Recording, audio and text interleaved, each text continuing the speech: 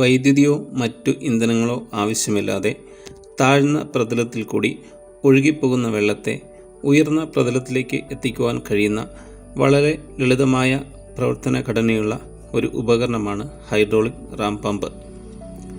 ഒരു ഹാർഡ്വെയർ കടയിൽ നിന്നും വാങ്ങുവാൻ കഴിയുന്ന സാധനങ്ങൾ കൊണ്ട് നമുക്കിത് നിർമ്മിച്ചെടുക്കുവാൻ പറ്റും. ഒരു ഹൈഡ്രോളിക് റാം പമ്പ് പ്രവർത്തിച്ചു കൊണ്ടിരിക്കുന്നതാണ് ഇപ്പോൾ കാണുന്നത്. വളരെ ലളിതമായ പ്രവർത്തന ഘടനയാണ് ഇതിനുള്ളത്. കുറഞ്ഞ ഉയരത്തിൽ നിന്നും കൂടുതൽ അളവിൽ ഒഴുകിയെത്തുന്ന വെള്ളത്തെ കുറഞ്ഞ അളവിൽ കൂടുതൽ ഉയരത്തിലേക്ക് എത്തിക്കുകയാണ് ഇത് ചെയ്യുന്നത്.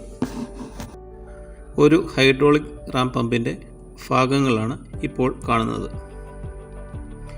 ഇത് എങ്ങനെയാണ് പ്രവർത്തിക്കുന്നതെന്ന് നമുക്ക് ഇപ്പോൾ നോക്കാം. ഒരു ഹൈഡ്രോളിക് റാം പമ്പിൻ്റെ സ്കീമാറ്റിക്കാണ് ഇപ്പോൾ കാണുന്നത്. ഇതിന് പ്രവർത്തിക്കാൻ 4 വാൽവുകളാണ് സാധാരണയായി ഉപയോഗിക്കാറുള്ളത്. ഇതിലൊന്നാമത്തെ വാൽവ് ഇൻലെറ്റ് വാൽവ്. ഇതൊരു ബോൾ വാൽവാണ് ഉപയോഗിക്കാറുള്ളത്.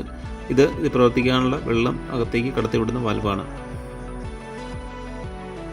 രണ്ടാമത്തെ വാൽവ് വേസ്റ്റ് വാൽവ് എന്നാണ് അറിയപ്പെടുന്നത്. സ്വിംഗ് ചെക്ക് വാൽവാണ് ഇവിടെ വേസ്റ്റ് വാൽവായി നാം ഉപയോഗിച്ചിട്ടുള്ളത്. രണ്ടാമത്തെയും മൂന്നാമത്തെയും വാൽവുകൾ ഇതിലെ ഏറ്റവും പ്രധാനപ്പെട്ട ഘടകങ്ങളാണ്. മൂന്നാമത്തെ വാൽവ് ഡിസ്ചാർജ് വാൽവ് എന്നാണ് അറിയപ്പെടുന്നത്.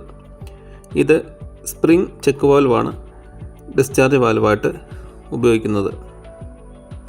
വെള്ളത്തിൻ്റെ പ്രഷർ നന്നായി ചെല്ലുമ്പോഴാണ് ഈ സ്പ്രിംഗ് ചെക്ക് വാൽവ് തുറക്കുന്നത്. നാലാമത്തെ വാൽവ് ഒരു ബോൾ വാൽവാണ്. ഇതും ഔട്ട്പുട്ട് വാൽവാണ്. നമ്മൾ പുറത്തേക്ക് വെള്ളം ഡെലിവറി പൈപ്പിലൂടെ കൊണ്ടുപോകാൻ വേണ്ടി ഉപയോഗിക്കുന്ന വാൽവാണ് ഇത്. ഈ പമ്പിൽ പ്രധാനമായും 2 ഭാഗങ്ങളുണ്ട്. ഒന്നാമത്തേത് പ്രഷർ ചേംബർ. 1, 2, 3 വാൽവുകൾ ചേർന്ന് ഉള്ളൊരു ഭാഗമാണ് ഇത് പ്രഷർ ചേംബർ. ഇതിനുള്ളിൽ വെള്ളത്തിൻ്റെ ഉയർന്ന അളവിലുള്ള മർദ്ദം ലഭിക്കുന്നത് മൂലമാണ് ഈ പമ്പ് പ്രവർത്തിക്കുന്നത്. മറ്റൊന്ന് എയർ ചേംബറാണ്. നാം നിർമ്മിച്ച ഹൈഡ്രോളിക് റാം പമ്പിൻ്റെ മുകളിലേക്ക് ഉയർന്നു നിൽക്കുന്ന പൈപ്പിൻ്റെ ഭാഗമാണ് എയർ ചേംബർ. ഈ പമ്പ് പ്രവർത്തിക്കുന്നത് എങ്ങനെയാണെന്ന് നമുക്ക് നോക്കാം. ഇപ്പോൾ നാം ഒന്നാമത്തെ വാൽവ് അടച്ചു വച്ചിരിക്കുകയാണ്. രണ്ടാമത്തെ വാൽവ് തുറന്ന അവസ്ഥയിലും മൂന്നാമത്തെ വാൽവ് അടഞ്ഞ അവസ്ഥയിലുമാണ് ഇപ്പോൾ ഉള്ളത്.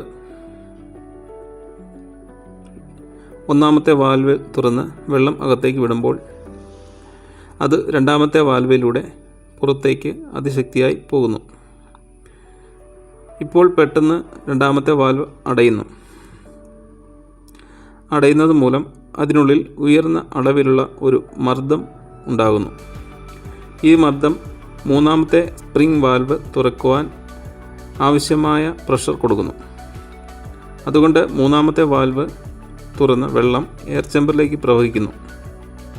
ഈ പ്രവർത്തനം തുടർച്ചയായി നടക്കുന്നത് കൊണ്ട് നമുക്ക് നാലാമത്തെ വാൽവ് തുറന്ന് വെള്ളത്തെ ഉയർന്ന സ്ഥലത്തിലേക്ക് കൊണ്ടുപോകാൻ പറ്റുന്ന രീതിയിലുള്ള പ്രഷർ ഈ പമ്പിനുള്ളിൽ നിന്ന് ലഭിക്കുന്നു. തുടർച്ചയായി നടക്കുന്ന ഈ പ്രവർത്തനം വാട്ടർ ഹാമറിങ് എന്നാണ് അറിയപ്പെടുന്നത്.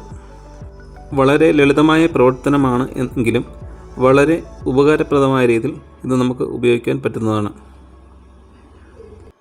ഇത് ഉണ്ടാക്കിയെടുക്കാൻ വളരെ ചിലവ് കുറവാണ് എന്നതാണ് ഇതിൻ്റെ പ്രധാനമായ പ്രത്യേകത. അതുപോലെ തന്നെ ചലിക്കുന്ന ഭാഗങ്ങൾ വളരെ കുറവാണ്. 2 വാൽവുകൾ മാത്രമാണ് ഇതിൽ ചലിക്കുന്നതായ ഭാഗങ്ങളുള്ളത്. ഇപ്പോൾ നാം ഏകദേശം 7 അടി ഉയരത്തിൽ നിന്ന് ലഭിക്കുന്ന വെള്ളം ഉപയോഗിച്ച് 10 മീറ്റർ ഉള്ള ട്യൂബിലൂടെ ഏകദേശം 20 അടി ഉയരത്തിലേക്ക് പമ്പ് ചെയ്ത് കയറ്റുന്നതാണ് ഇപ്പോൾ കാണുന്നത്. വളരെ ലളിതമായ പ്രവർത്തനമാണ് എങ്കിലും വിദേശ രാജ്യങ്ങളിൽ വളരെ വലിയ രീതിയിൽ ജലസേചനത്തിനും മറ്റും ഇത് ഉപയോഗിക്കാറുണ്ട്.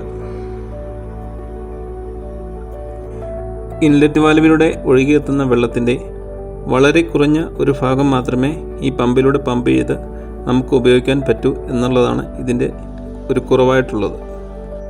ഈ പമ്പിൻ്റെ പ്രവർത്തനം പരമാവധി മെച്ചപ്പെടുത്തുവാൻ എയർ ചേംബറിനുള്ളിൽ ചെറുതായി കാറ്റ് നിറച്ച സൈക്കിൾ ട്യൂബ് വയ്ക്കുന്നത് ഉപകാരപ്പെടുന്നതാണ്. ഇതുപോലെ പ്രയോജനപ്രദമായ മികച്ച വീഡിയോകൾ നിങ്ങൾക്ക് ലഭിക്കുന്നതിന് വേണ്ടി ഈ ചാനൽ സബ്സ്ക്രൈബ് ചെയ്യാൻ നിങ്ങളെ ഓർപ്പിക്കുന്നു. അതുപോലെ ഹൈഡ്രോളിക് റാം പമ്പ് എന്ന ഈ പമ്പ് നിർമ്മിച്ച് പരീക്ഷിച്ച് നോക്കുവാൻ എല്ലാവരോടും അഭ്യർത്ഥിക്കുന്നു.